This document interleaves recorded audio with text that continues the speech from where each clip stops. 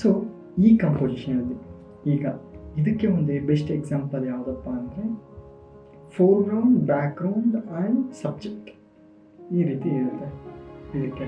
So the best example is ತಗೊಂಡು ನಾವು this might works little bit, not exactly the same. Okay, ಇದಾಗಿದೆ ಇದು ಬೇಕು ಇದಾಗಿದೆ. ಸೊ ಇದನ್ನ ತಗೊಂಡು ಓಕೆ ಎಕ್ಸಾಂಪಲ್ ಸೊ ಎಸ್ ನೀವು ಇವಾಗ ನೋಡ್ಬೋದು ಈ ಕಂಪೋಸಿಷನ್ಗೆ ಇದು ಸ್ವಲ್ಪ ಇಮೇಜಸ್ ಸ್ವಲ್ಪ ಇದಿದೆ ಅದನ್ನ. Okay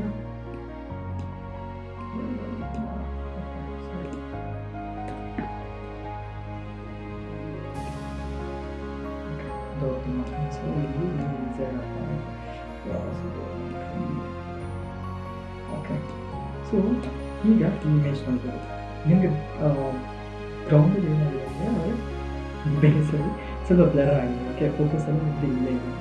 okay this a foreground, subject and background ನೀವು ನೋಡ್ಬೋದು. ಸೊ ಈ ಥರ ಕಂಪೋಸಿಷನ್ ಇರುತ್ತೆ.